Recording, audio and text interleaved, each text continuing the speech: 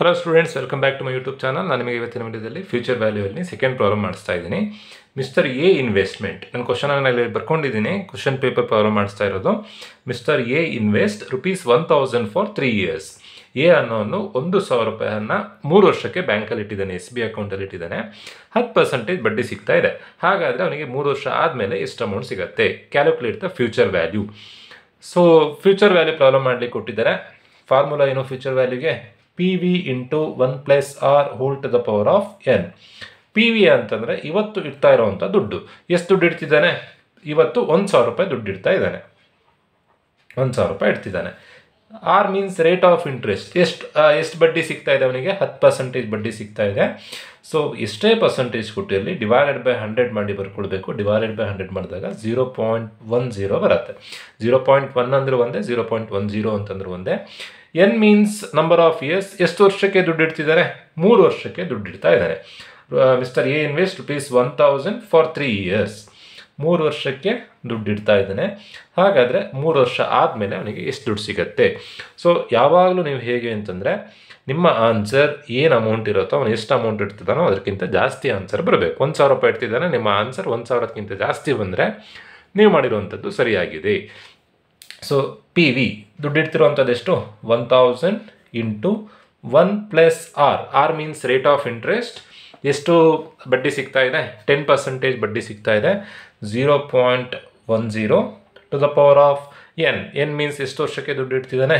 3 yearsಗೆ ದುಡ್ಡು ಇಡ್ತಾ ಇದ್ದಾನೆ. ಇವಿಷ್ಟನ್ನು ಸಿಂಪ್ಲಿಫೈ ಮಾಡಿದಾಗ 1000 ಇಂಟು 1+0.10 ಅಂದರೆ 1.10 ಆಗುತ್ತೆ to the power of 3 times.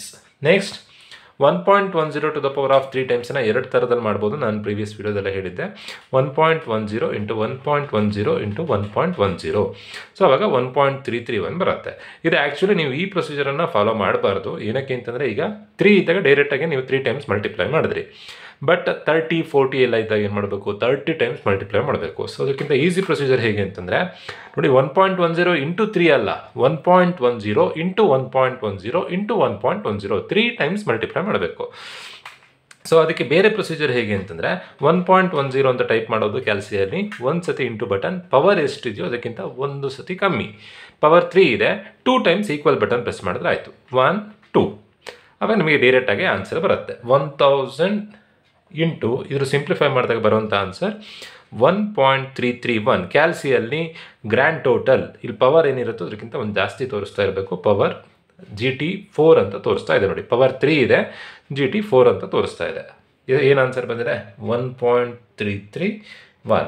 1.331 into 1000 ಮಾಡಿದಾಗ ಫೈನಲ್ ಆನ್ಸರ್ ಸಿಗುತ್ತೆ 1331. ಸೊ ನೀವು ಇವತ್ತು ಏನಾದರೂ ₹1,000 ಇಟ್ಟರೆ ಬ್ಯಾಂಕಲ್ಲಿ ನಿಮಗೆ 10% ಬಡ್ಡಿ ಕೊಟ್ಟರೆ 3 ವರ್ಷ ಆದಮೇಲೆ ನಿಮಗೆ ₹1,331 ಸಿಗುತ್ತೆ. ಸೊ ಯಾವ SBI ಅಕೌಂಟಲ್ಲೂ ಕೂಡ 10% ಕೊಡಲ್ಲ. ಇವನು FDಗೆ 10% ನಡೀತಾ ಇಲ್ಲ. ಎಲ್ಲ ನ್ಯಾಷನಲೈಸ್ ಬ್ಯಾಂಕಲ್ಲಿ 6.5% 7% FD ಕೊಡ್ತಿರೋದು. SBಗೆಲ್ಲ 10% ಕೊಡಲ್ಲ. ಬಟ್ ಕ್ವಶನಲ್ಲಿ ಈ ಥರದಲ್ಲಿ ಕೊಟ್ಟಿದ್ದಾರೆ, ನಾವು ಸಾಲ್ವ್ ಮಾಡಿದ್ದೀವಿ ಅಷ್ಟೇ. ಬಟ್ ಯೂಶ್ವಲಿ SB ಕೊಡುವಂಥದ್ದು 3.5% 4% ಕೊಡ್ತಾರೆ ಅಷ್ಟೇ. ಈಗ ಕ್ವಶನಲ್ಲಿ ಏನಾದರೂ 3.5% ಕೊಟ್ಟರೆ ಅವಾಗ ನೀವು ಇಲ್ಲಿ ಹೇಗೆ ಬರ್ಕೊಳ್ಬೇಕು? 3.5 ಡಿವೈಡೆಡ್ ಬೈ 100, ಅವಾಗ 0.035 ಆಗುತ್ತೆ. ಎಷ್ಟೇ ಪರ್ಸೆಂಟೇಜ್ ಕೊಟ್ಟಿರಲಿ, ಪರ್ಸೆಂಟೇಜ್ ಅಂದರೆ 100ಗೆ, ಸೊ ಡಿವೈಡೆಡ್ ಬೈ 100 ಮಾಡಿದ್ರೆ ನಿಮಗೆ R ಸಿಗುತ್ತೆ. ಸೊ ಈ ಥರದಲ್ಲಿ ಪ್ರಾಬ್ಲಮ್ ಮಾಡಬೇಕು. ಇದರಲ್ಲಿ ಫ್ಯೂಚರ್ ವ್ಯಾಲ್ಯೂ ಆಫ್ ಆ್ಯನಿಟೀಸ್ ಅಂತ ಬರುತ್ತೆ, ಅದನ್ನು ನಾನು ನಿಮಗೆ ಮುಂದಿನ ವಿಡಿಯೋದಲ್ಲಿ ತಿಳಿಸ್ಕೊಡ್ತೀನಿ. ಹೋಪ್ ವಿಡಿಯೋ ಅರ್ಥ ಆಗಿದೆ ಅಂತ ಅಂದ್ಕೊಂಡು ಇವತ್ತಿನ ವಿಡಿಯೋ ಮುಗಿಸ್ತಾ ಇದ್ದೀನಿ. Thank you.